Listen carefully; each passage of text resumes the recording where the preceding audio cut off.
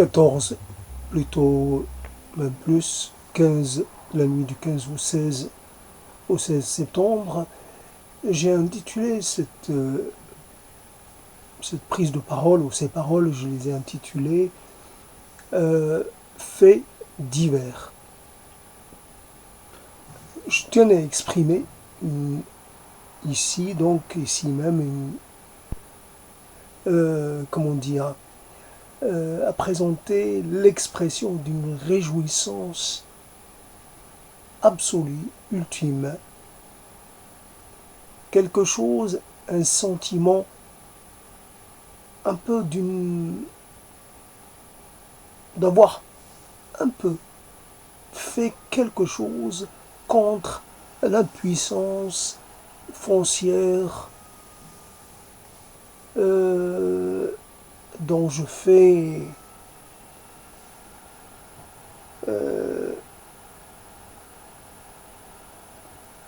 une araignée. Voilà une chose affreuse pour certains. Mais en tout cas, une araignée, c'est affreux. Parce que sa façon de se nourrir est une façon affreuse. Sûrement très douloureuse, mais elle participe d'un tout, de tout un ensemble d'êtres qui se nourrissent de cette façon en mettant leurs victimes un peu dans des situations intenables. Des chiens, les lycaons, qui dépècent leur proie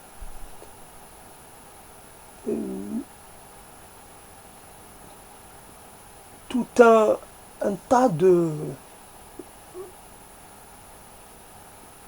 Une guêpe qui paralyse une chenille puis qui la met à disposition de son rejetant, puis par exemple une guêpe parasite qui vient pondre dans l'abdomen d'une coccinelle ou dans le corps d'un puceron. Là aussi, ça dépend de la taille de la guêpe et de la taille de l'être hôte, donc qui correspond. Voilà, nous sommes en quelque sorte, nous essayons de nous comporter différemment de ces êtres-là. Notre façon de tuer, on veut qu'elle soit la moins douloureuse possible, la plus brève. J'ai grandi dans cette idée qu'il faut avoir un couteau absolument affûté et pour égorger de façon propre la bête du sacrifice, puisque il y a deux choses qui se mélangent dans mon enfance, dans le rapport à un animal ou à l'être consommé. Il y a une occasion dans laquelle les deux univers se rejoignent. Il y a l'animal symbolique, le sacrifice dans sa dimension symbolique, et puis il y a la consommation de l'être sacrifié. Cela n'est pas une nouveauté, ça a toujours été comme ça. Je me rappelle toujours des Grecs. Voilà quelque chose qui m'a échappé pendant l'oral, mais je n'ai pas quelque chose qui m'a échappé pour parler du panthéon grec. En ce sens, j'ai oublié, ou quelque part, qu'ils vivaient un peu à la manière des humains. En tout cas, les dieux grecs se contentaient de l'odeur du sacrifice, un peu de la chose qu'on brûlait. Je ne sais pas quelle partie de la bête sacrifiée qu'on brûlait, de l'être sacrifié qu'on brûlait. Et donc, quelque part, on penser, peut-être qu'on pense toujours, qu'en tant que Dieu, ils n'ont pas besoin de consommer comme les humains, comme les êtres qui leur sont inférieurs, que leur nourriture est plutôt d'une autre essence. La nourriture de Dieu ne peut pas ressembler à la nourriture. Donc quelque part, il y a dans le rapport de l'humain à l'être sacrifié ou à l'être tué pour être consommé, il y a une volonté assez universelle de ne pas trop faire souffrir, de faire le moins souffrir possible. Alors que d'autres êtres, je ne sais pas comment ça se passe pour l'araignée en question, et cette araignée, peut-être qu'elle va consommer directement, peut-être qu'elle va juste envelopper. Il y a chez les araignées cet acte premier de l'enveloppement de l'être à consommer. Il est possible qu'elle l'ait auparavant donc paralysé, par la même occasion commencé lui comment dire débuter l'opération de dissolution de cet être pour qu'il soit plus facile à consommer. En tout cas, j'ai un rapport spécial aux araignées. Malgré tout, évidemment, j'aime et je continue toujours d'aimer plus les araignées sauteuses. Je n'en ai pas vu depuis 2 ans. Maintenant que je vois plus très bien, il est évident que je n'ai plus le même rapport. Mais en tout cas, j'ai toujours un petit peu été un peu attiré par ces araignées baladeuses, nomades, qui, contrairement aux autres, je les imagine un peu plus, comment dire, exerçant une sorte de liberté, alors que les autres sont un petit peu prisonnières de leur toile. Et elles bougent, évidemment, elles bougent, les araignées bougent dans un lieu d'habitation, ça bouge. Ainsi, les mâles rejoignent les femelles, etc. Il y a du mouvement, mais on ne le voit pas. Ça se passe de nuit. Il y a du mouvement, peut-être qu'il y a aussi des systèmes d'agression. Une araignée qui agresse une autre pour un peu occuper son espace, etc., etc. En tout cas, j'ai une histoire, longue histoire, si je puis dire, avec les araignées, j'en ai déjà parlé. Et là, je reviens sur l'expression. J'ai appelé ça un fait divers. C'est quelque chose parmi tant d'autres. Ça, c'est le titre, enfin, tombe très bien. Donc, c'est pas quelque chose d'extraordinaire. Il y a un être qui a été tué, qui a été mis à mort, mais dans cette mort, il y a ma participation. Il s'agit d'une mythe. Pourquoi mettre aussi longtemps à parler des protagonistes de ce petit récit? Il s'agit d'une mythe que j'ai réussi à attraper, à écraser entre mes mains, mais pas suffisamment pour la tuer. Donc je l'ai renvoyée, j'ai réussi à la faire accrocher à la toile, à lui faire accrocher à la toile de l'araignée, une araignée qui est venue occuper la toile d'une autre araignée qui a disparu. Cette autre araignée, je l'avais il y a 2 ans. Je lui avais aussi donné une mythe ou deux, pas plus en tout cas, parce que souvent c'est difficile de capturer les mythes et c'est difficile de faire réagir l'araignée une fois la mythe est morte, une fois la mythe inanimée. Donc la mythe, cette fois-ci, était restée suffisamment en vie pour attirer l'attention de l'araignée. Finalement, l'araignée est descendue, elle est venue la chercher, je ne sais pas, décider très vite. Alors quand on sait la capacité de l'araignée à sauter sur un être qui s'est pris dans sa toile, c'est fulgurant. Il s'agit d'une fulgurance. Là, il s'agit de quelque chose qui s'est passé par étapes. Donc l'araignée a saisi la mythe et puis l'a emportée. Et l'a emportée pour la consommer tranquillement. Je pense qu'elle va la consommer directement, elle ne va pas la mettre de côté. En tout cas, il y a une chose qui m'horripile de façon énorme, démesurée, ce sont les mythes. Je suis entouré de mythes. Alors je convoque cette image de la ferme des animaux et je dis, oui, quelque part, transpose un peu, Dieu pourrait dire, oui, pourquoi Dieu, tu m'as donné, quelque part on peut se poser la question sur l'intérêt d'avoir créé les mouches. Donc voit l'ennui que les mouches causent à certains êtres toute la journée. Certains êtres sont obligés de comment on peut appeler ça, non pas de vibrer, mais de frissonner toute la journée pour tenter de chasser les mouches qui se posent sur eux et qui évidemment les piquent. C'est pas l'histoire que quelque chose pose sur soi, c'est ce qu'elle va faire. Donc une mouche, ça pique. Donc une vache, elle a son aéropage de mouches. Un cheval, voilà. Et quelque chose comme ça qui nous échappe un peu dans l'idée qu'on se fait de ces êtres. Non, ces êtres-là nous sont obligés d'être tout le temps en train de se nourrir pour cause de leur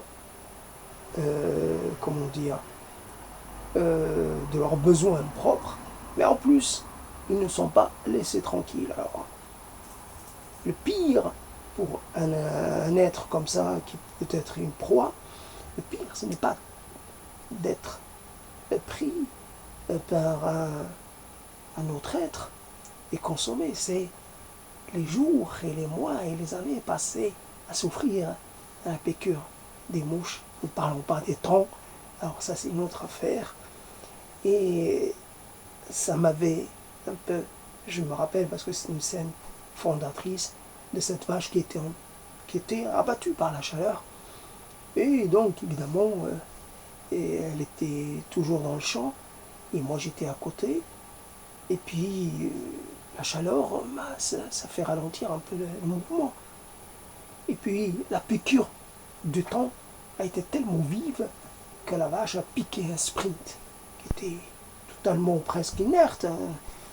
Et puis, juste l'instant d'après, elle a piqué un sprint incroyable, et vraiment sur 100 mètres ou plus, je ne me rappelle plus, mais en tout cas, le départ fulgurant. Et voilà, quelque chose. Donc voilà ce qui peut arriver à ces êtres auxquels on ne pense jamais. Donc voilà, et on peut se demander à quoi servent les mythes. Bien sûr, cette idée d'obsolescence programmée, il participe un peu. Alors, on croit que l'obsolescence programmée, c'est juste un truc technologique, une invention récente. Or, il y a dans le dessin ou dans le projet de la vie, c'est de faire un peu tourner. La chose ne s'installe pas dans une configuration éternellement. Elle bouge. Alors, peut-être que les mythes sont là pour justement désassembler ce qui a été assemblé. Et voilà, ils participent de ces êtres qui réduisent la matière à une dimension plus petite et pour un peu après passer le relais à des êtres encore plus petits. Mais voilà, c'est une sorte de cercle qui d'assemblement, désassemblement sans fin. En tout cas, on peut se demander ce qui est particulier avec les mythes, c'est qu'ils peuvent se mettre un peu partout. Et autant on peut dire, oui, les mythes sont du côté de la nourriture, les mythes sont aussi du côté des vêtements. Alors, on peut dire, on peut être pour la biodiversité, on peut être vraiment très convaincu de la chose, de l'intérêt de la chose. Mais à quoi servent les mouches? À quoi servent? Bien sûr, on le sait plus ou moins. Mais une vache est légitime à se poser la question. On va dire, ça sert à décomposer. Ouais, la bouse les déjections d'une vache. Oui, les mythes, à quoi ça sert? Alors, laissons de côté les mouches, les mythes, les charançons. À quoi ça sert, les charançons? À quoi ça sert réellement? Et quand ils servent, les charançons? Encore que les charançons, je ne les vois pas ici en France. J'avais ramené, comment on appelle ça, euh, un épi de maïs. J'avais ramené du Maroc. Et un jour, il y a quand même, il y a des charançons qui en sont sortis. Donc, à part ça, j'ai jamais vu de charançons ici. J'ai vu des êtres qui étaient dans des choses venues d'Amérique du Sud, oui, des bananes séchées ou des choses comme ça. J'ai vu des êtres. Évidemment que je n'ai pas j'ai pas eu l'occasion de voir auparavant en France, mais les mythes, ça existe en France. Les mêmes mythes qui existent au Maroc, qui existent, je ne sais pas, en Asie, pareil. C'est un peu ces mythes qui, évidemment, sûrement sont intéressantes. Je ne sais pas, elles n'ont pas des couleurs extraordinaires, mais si on les voit très bien, il y a une sorte des résidences, en tout cas,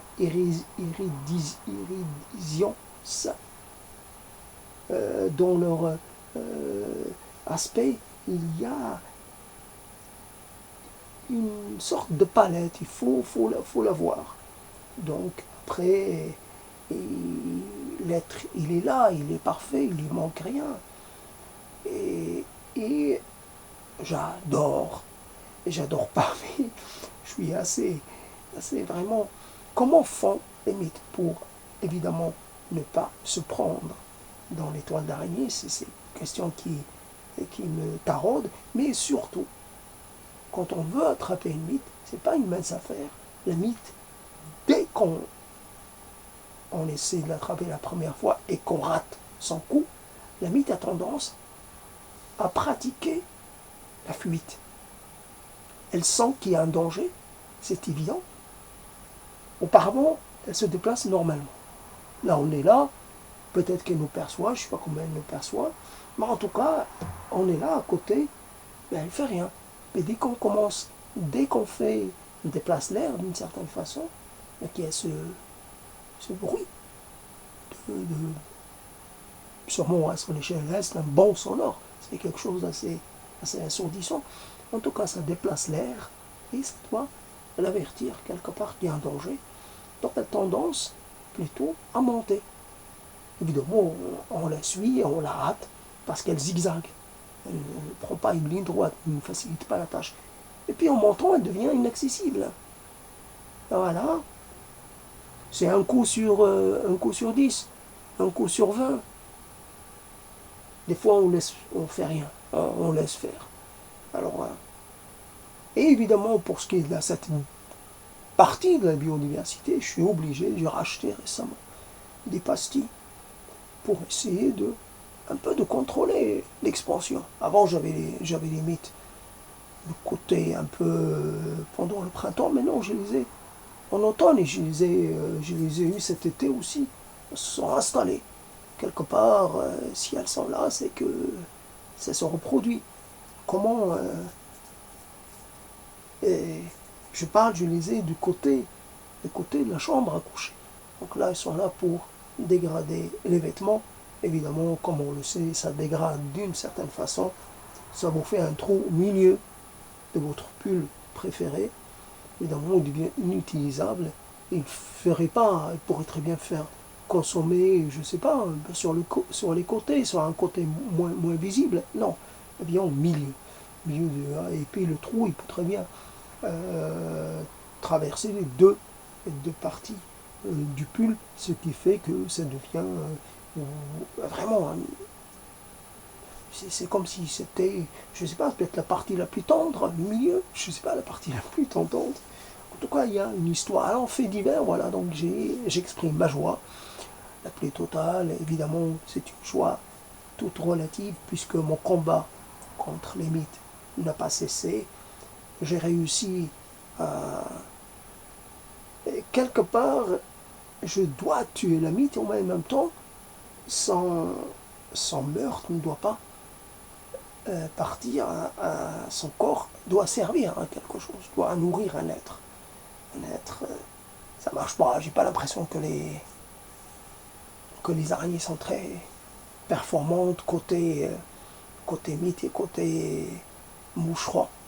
Les moucherons s'épanouissent à côté des toiles d'araignée, là aussi. Et il n'y a pas que les mythes qui sont difficiles à écraser. Avec les mouches, on arrive, parce que les mouches, elles se posent.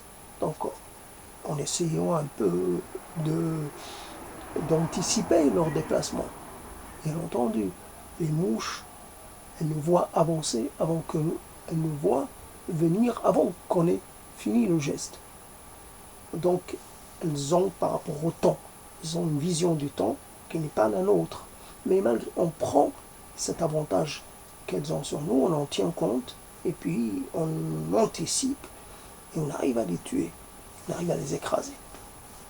Mais écraser une mouche, tout ce qui sort de son...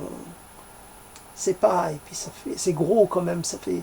Alors qu'écraser une mythe, moi je trouve des mythes dans mon huile d'olive que j'ai laissé, enfin l'ustensile dans lequel je mets l'huile d'olive pour le petit déjeuner, ça me dérange pas. Je me dis, j'enlève la mythe et je consomme l'huile. Je me dis, les mythes, c'est quelque chose que je consomme tout le temps. Il y en a à part. Au niveau des œufs, je parle des œufs, dans la farine et pas seulement, partout. Donc c'est pas la peine de faire les... non, je consomme. Je consomme. Et voilà, donc on saura un autre rapport. Comment simplifier un peu trop le rapport ce qu'on a au vivant, chose que nous appelons actuellement, la mode d'appeler ça la biodiversité. La biodiversité, quelque part, pour nous, nous sommes, elle nous considère comme de la bonne nourriture, elle nous considère comme des opportunités pour s'épanouir et prospérer. Nous sommes en guerre.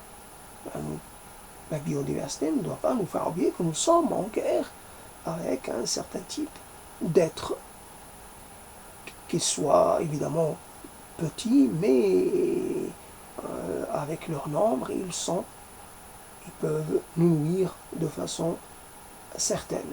Donc nous sommes en guerre, cette guerre ne s'arrêtera pas.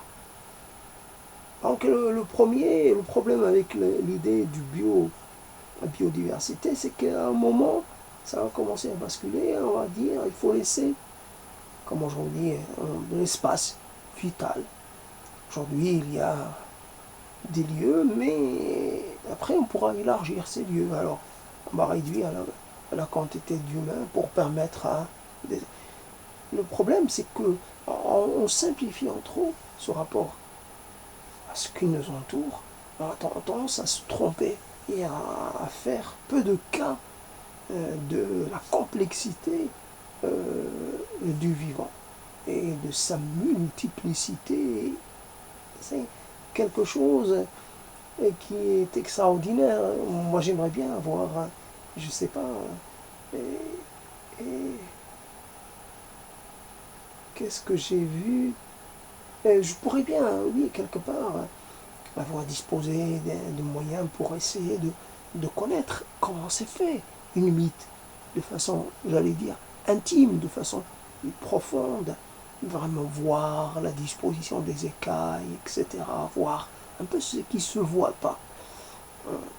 Et puis même un peu l'étudier, étudier son cerveau, étudier son système visuel, étudier un peu son microbiote. Oui, ce qu'elle a à l'intérieur, qu'est-ce qu'elle héberge, est-ce qu'elle héberge des bactéries, quelles sont ces bactéries, des virus, tout ça. Bien sûr, ça a l'air, malgré tout, à part les dégâts qu'elle cause, elle ne semble pas, on ne sait jamais, je ne sais pas, il faut quand même étudier. Voilà. Et puis un charançon, je me rappelle quand j'étais petit, j'ai noyé les charançons. Et je les ai plongés dans l'eau, qui était à température ambiante, pas de l'eau bouillante. Et là, ils ne sont pas morts. C'est extraordinaire. Comment un être qui respire ne se noie-t-il pas dans l'eau? Donc, fait divers, pour un peu terminer, fait divers. Une mythe a été écrasée. Un homme et une araignée s'accomplissent en tuer, se sont aidés pour neutraliser, pour mettre à mort une mythe. Faut-il porter le cas aux juridictions compétentes? Faut-il déposer plainte? Faut-il punir pour cet acte? Qu'est-ce qui peut le punir pour cet acte? J'ai l'impression de faire œuvre de salubrité publique qui pourra, quelque part, contester le fait que je puisse faire cela. Alors je peux le faire, je peux être un génocidaire des mythes, des milliards de mythes que je pourrais toucher, je pourrais éliminer. Et je dis cela et je pense, peut-être que vous n'avez pas de problème avec les mythes. J'en doute, mais imaginons, supposons. Donc quelque part, je me rappelle de cette scène dont j'ai déjà parlé, mais qui mérite d'être rappelée encore et toujours. Cette scène dans laquelle il y avait du blé, peut-être de l'orge, qui était stocké. Et cette orge était attaquée par 3 types de ravageurs. Ils étaient tellement nombreux qu'on entendait le bruit des mandibules qui travaillent. Mandibules, j'imagine, des charançons. Et peut-être il y avait un autre insecte qui était plutôt marron. Et puis il y avait les mythes. Et je ne sais pas qui faisait ce bruit, mais en tout cas, le bruit, évidemment, le bruit de milliers, de centaines de milliers de bouches devenait audible, bien entendu. Et quelque chose devant laquelle on a tendance à se sentir vraiment petit et impuissant. Voilà encore quelque chose qu'on peut ajouter à ce rapport, à cette, comment dire, par rapport à la biodiversité.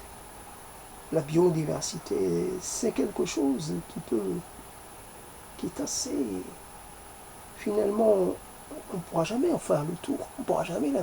C'est quelque chose qui est au-delà du discours, au-delà des engagements, au-delà des... C'est quelque chose, la biodiversité, c'est une affaire trop complexe pour être comprise par un esprit humain. Ça nous dépasse. Ça nous dépasse. Nous ne sommes pas les seuls à faire les choses sur cette terre, cette chose que nous appelons terre. Nous ne sommes pas les seuls. Et nous pensons que nous sommes ceux qui sont responsables de tout. Non, je n'en sais rien. Il y a peut-être des êtres microscopiques dont l'action est encore plus déterminante. Il y a peut-être des insectes dont l'action est plus déterminante. Ou alors elle est conjointement avec la nôtre. Biodiversité. Qu'est-ce que cela veut dire exactement? C'est vrai, autant que l'idée de la création a été un peu mise en échec. Et puis, si on s'appuie sur la légende, évidemment, couple de tous les animaux, Noé, etc., il n'a pas pris tout le monde. Il n'a pas pris tout le monde. Donc, quelque part, il y a des êtres qui ne sont pas représentés dans l'arche. Donc, ces êtres-là, ils sont là. Donc, Le déluge, il n'a pas touché la terre entière. Il n'a pas touché tous les êtres. Et quelque part, voilà un peu on parle d'une extinction de masse qui a eu lieu il y a 200 et quelques millions d'années, ou peut-être moins. En tout cas, il y a 6 ou 7. Jusqu'à maintenant, on a compte 6 ou 7 extinctions de masse. Voilà une chose qui peut nous laisser un peu songer avant de partir dans les discours et dans les revendications et dans les certitudes comme ça trop faciles. Réfléchissons d'abord à certaines choses. Toutes les approches depuis très très longtemps insistent beaucoup sur le passage, l'idée de passage. Autant on peut rejeter l'idée classique du passage, on peut très bien dire que là, ce que nous appelons Homo sapiens sapiens n'est que de passage, évidemment. Soit il va devenir autre chose, soit il va disparaître et peut-être il va laisser la place, je ne sais pas, disparaître par lui-même, par l'effet d'une extinction de masse, par... De toute façon, l'extinction de masse peut être causée par des tas de facteurs, pas obligatoirement extérieurs, ça peut être quelque chose qui est en rapport avec quelque chose, j'en sais rien, un virus par exemple, j'en sais rien, une bactérie ou un champignon, peu importe, mais quelque chose qui peut s'étendre et un peu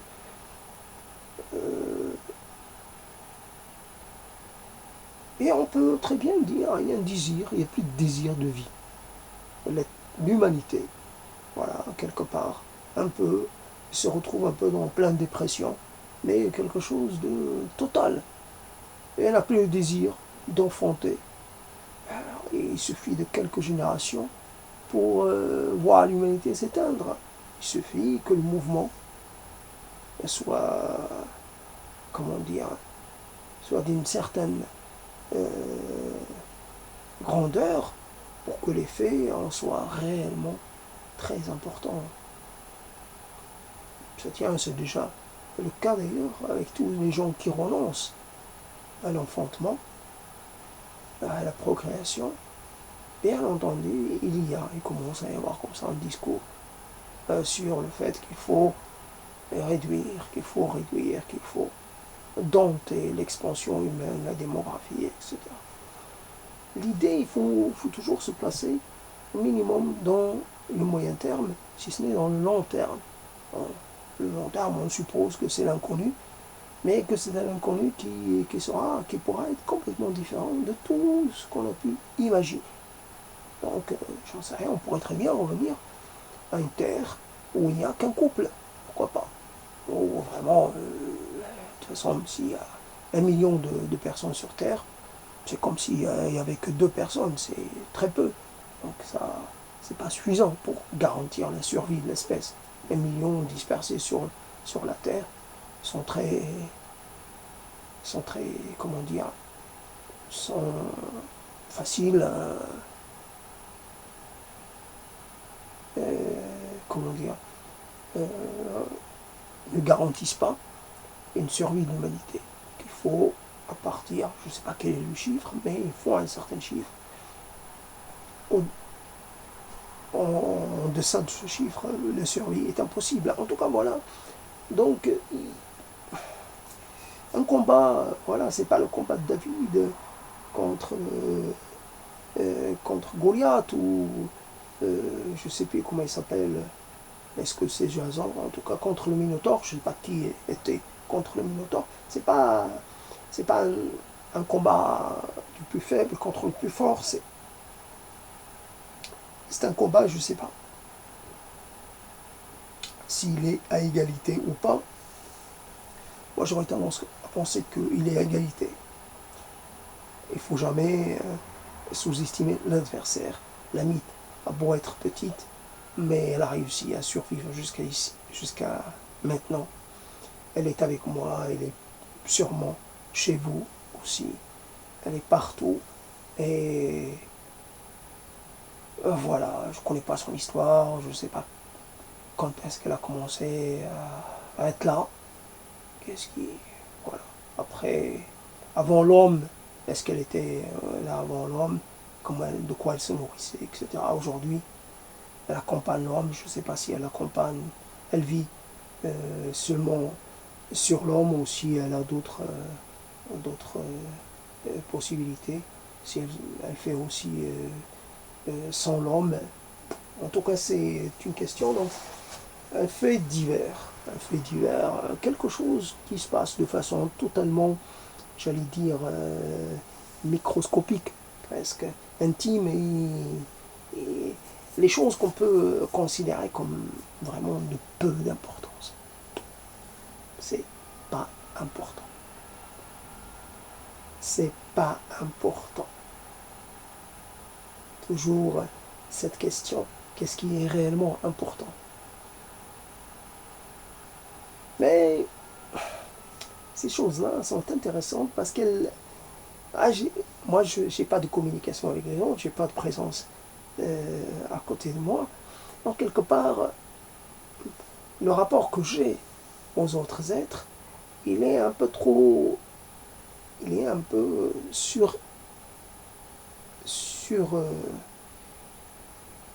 il est un peu trop... Ce qui fait que je prends le temps, je m'occupe, je n'en sais rien. Je me pose des questions qui sont peut-être futiles ou sans intérêt. Après tout, est-ce qu'il y a des questions plus essentielles que d'autres? Parce que tout ce qui touche à la vie, tout ce qui touche à notre rapport à ce qui nous entoure, à la chose dont nous sommes faits, nous sommes faits de choses, nous sommes composés de choses, nous sommes quelque chose que nous avons du mal à définir. Quoi? Qu'est-ce qui est moi? Qu'est-ce qui est le plus, j'allais dire, le plus important en moi? Qu'est-ce qui pourrait me déterminer au vu de son importance? Je dois me déterminer à partir de quoi? À partir de mes bactéries, à partir de mes cellules, j'en sais rien. Je pourrais dire, je suis l'être qui a mon identité. J'ai 10 milliards de bactéries de cette espèce, j'en ai 15 d'une autre. J'ai en quantité, j'ai 10 milliards de cellules, j'ai quelques millions, je ne sais pas si ça se compte en milliards, de cellules nerveuses. Voilà moi, voilà ma carte d'identité. C'est ce que je suis. Et ces cellules-là, elles se combinent. Je suis une sorte, non pas de matrice, mais je suis quelque chose qui avance. Je ne sais pas comment dire. Je suis non pas une machine, je suis une machine, mais évidemment très complexe et quelque part. Je suis quelque chose qui est au-delà de ma compréhension moi-même. Je ne peux pas saisir ce que je suis moi-même. Alors l'autre, c'est encore plus difficile pour l'autre de me saisir. Donc, par quoi je dois me définir? L'aspect extérieur n'est pas... ça reste que l'aspect extérieur. Ce n'est pas moi, ça. C'est complètement qu'une partie de moi. Alors, on ne peut pas désigner quelque chose par une partie qui la compose. Il faut la désigner par quelque chose de plus agrégatif, de plus, comment dire, quelque chose qui explique un peu, qui puisse signifier ce qu'elle est réellement dans sa... Enfin, non pas dans sa totalité, mais il faut faire en sorte qu'une partie puisse en même temps être désignée tout en la raccrochant à l'ensemble. Alors, les parties devrait être appelé comment? J'en sais rien. L'ensemble devrait être appelé comment? Or, voilà donc cette histoire du vivant, la complexité de la chose, et même le mot complexe ne suffit pas. Je l'ai utilisé un peu trop, et je trouve que c'est trop facile à chaque fois que j'ai une difficulté de faire appel à ce terme.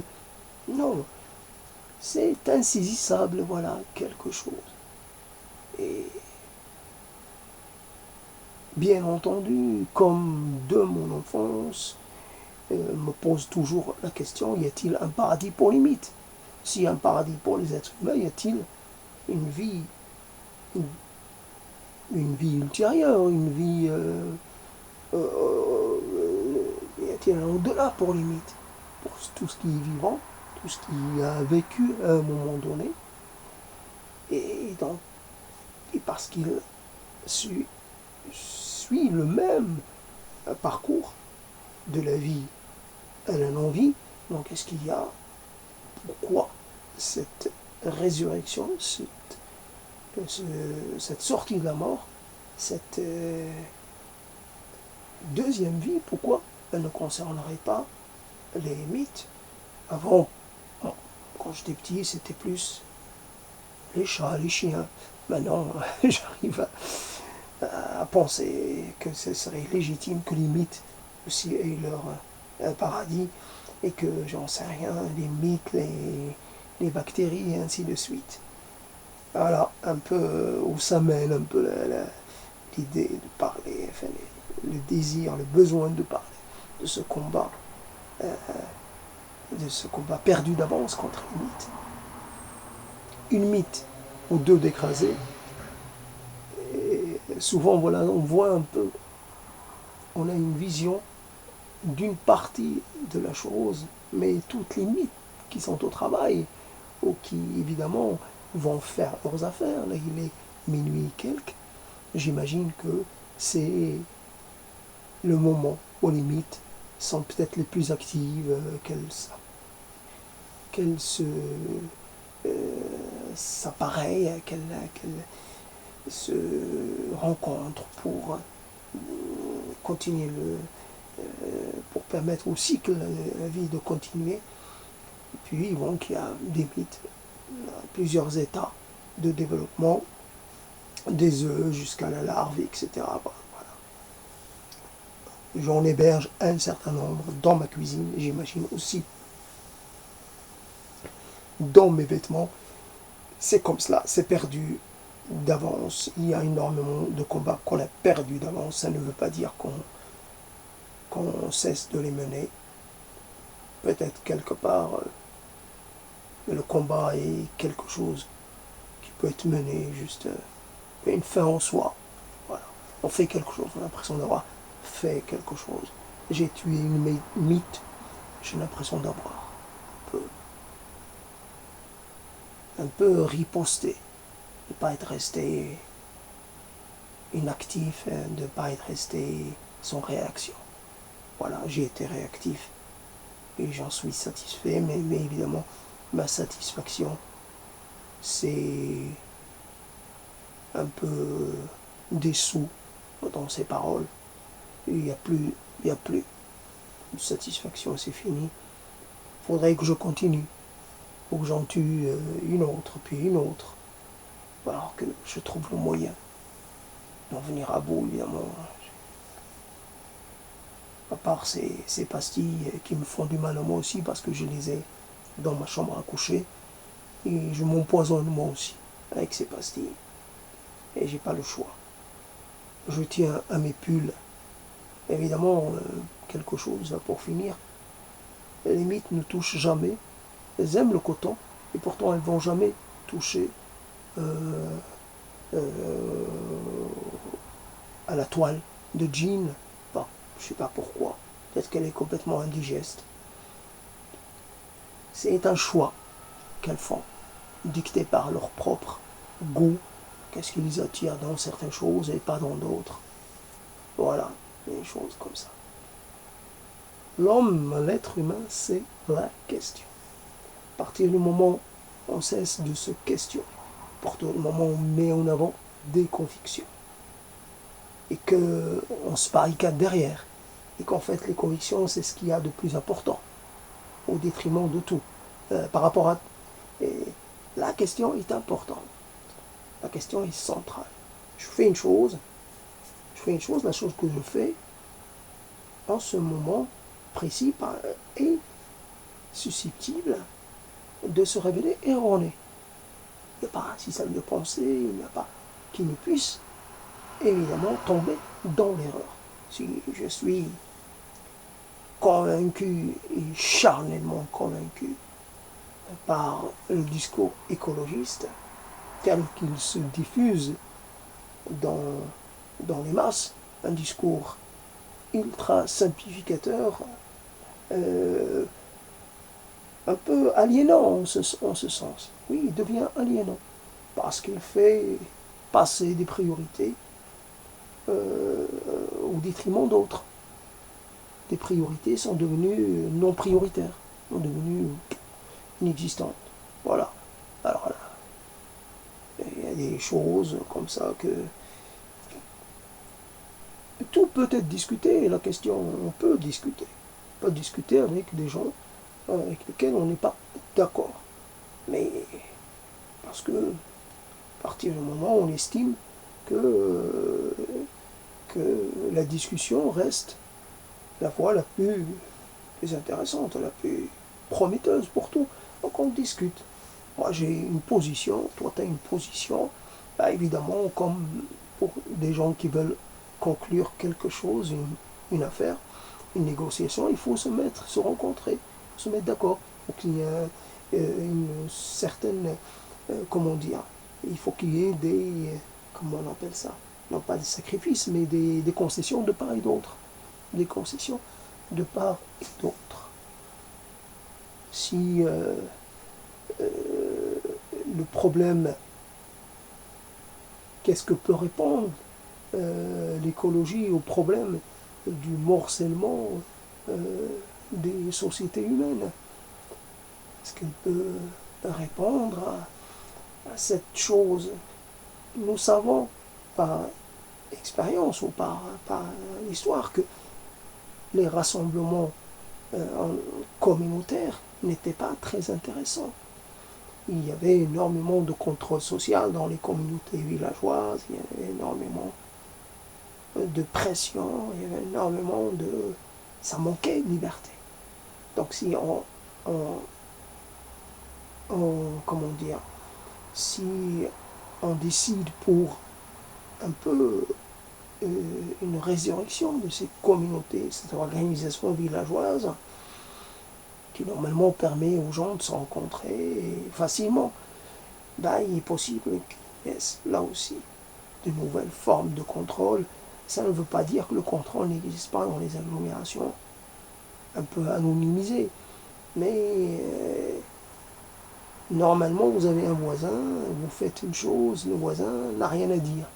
Tant que vous ne faites rien qui s'oppose, qui contrarie ou qui entre en conflit avec la loi en place, vous pouvez faire un peu...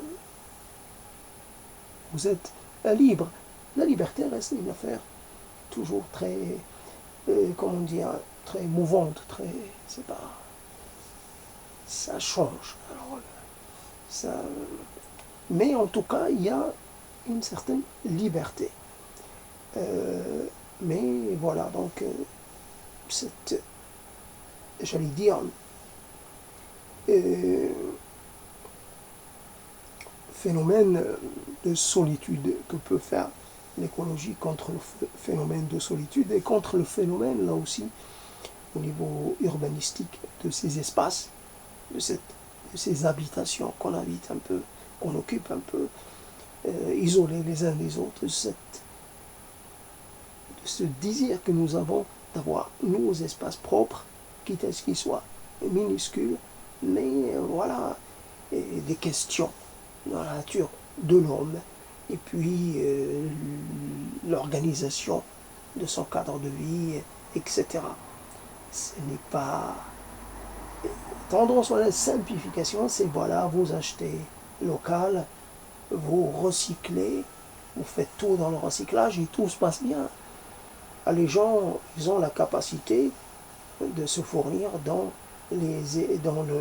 chez les locaux. Ils ne se posent pas la question que les autres ils ne peuvent pas.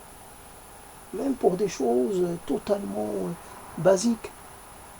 Vous ne pouvez pas payer des lentilles venant, je ne sais pas moi, de Quercy, je ne sais pas comment on appelle cette région. Vous êtes obligé de manger les lentilles canadiennes parce qu'elles sont pas chères, parce qu'elles sont à votre portée. Parlons pas de choses, moi je ne mangerai pas du raisin venu de Chili ou je ne sais pas quoi. Non, c'est pas ça. C'est que des aliments simples, je ne peux pas me les acheter dans les lieux réservés à une élite. Voilà. Je peux même pas. Donc je suis obligé. Obligé parce que je n'ai pas les moyens et d'autres sont dans mon cas, évidemment. Donc voilà, je suis obligé d'accepter un peu les choses comme elles sont. Donnez-moi les moyens. Donnez-moi les moyens de manger local. Hein. Et je le ferai. J'ai pas de réticence, j'ai rien contre. De façon comme ça, c'est quelque chose que je peux comprendre, que je peux évidemment approuver, mais ce sera toujours plus difficile. Ce n'est pas de l'ordre de 50% de différence, c'est de l'ordre de 200-300% de différence. Je me rappelle donc ces pommes de terre que j'ai été acheter dans un grand supermarché, 10 kilos pour 4,49 €, et à côté il y avait des pommes de terre bio pour plus de 4 € le kilo. Donc 1 kilo contre 10 kilos. Alors évidemment le choix pour moi est fait. Si je m'étais déplacé dans ce supermarché, c'est parce qu'il y avait une offre. Évidemment, je ne suis pas capable de payer les pommes de terre à 1 € le kilo. Encore moins, évidemment, à presque 5 € le kilo. Donc c'est pour moi quelque chose de totalement impensable. Impensable. Jamais je le ferai. Jamais, jamais, jamais. Je n'en ai pas les moyens. Et je peux payer, par exemple, même les patates douces. Eh bien, évidemment, même à ce prix-là, même les patates douces, je ne peux pas les manger. Les patates douces, pour moi, c'est 1 €, 1,50 €. C'est mon maximum. Pourtant, ce sont des patates douces. Là, pour les patates douces, je peux mettre 1 €, même un peu plus. Mais c'est exceptionnel. Et après, voilà, donc tout simplement, donc rester ouvert à la question et à la réalité d'une grande partie de la société. Vous avez tellement de besoins et vous avez quelque chose de limité à la base et vous ne pouvez pas satisfaire, vous devez toujours jongler. Non pas vous priver, on ne se prive pas, mais il faut jongler. Il y a des contraintes auxquelles vous ne pouvez pas échapper. S'il y a une augmentation du prix de l'énergie, vous êtes obligé de suivre. Si on décide, parce que il faut favoriser les énergies renouvelables, on décide d'instaurer une taxe pour subventionner cette énergie-là, ben, on est obligé de la payer. On ne peut pas refuser. Je ne peux pas dire, tiens, je paye ma consommation, je paye la location, le loyer, ou je ne sais pas comment on appelle ça, sur les appareils, sur la fourniture, et après je paye la taxe. Je paye la taxe sur la taxe, mais je ne paye pas la taxe réservée pour voilà, subventionner les énergies. Non, je suis obligé de tout payer. Sinon, voilà. Sinon, je serais puni. Et donc, voilà, je sais. Et donc, voilà, donc je suis obligé de ne pas. D'accepter de vivre un peu dans une certaine précarité énergétique, comme on dit. Voilà, donc l'hiver, ben, je me chauffe moins que d'autres. etc., etc. Voilà, c'est fini. J'ai un peu rallongé le propos, bon, parce que j'en avais envie, tout simplement. Et puis, c'est tout.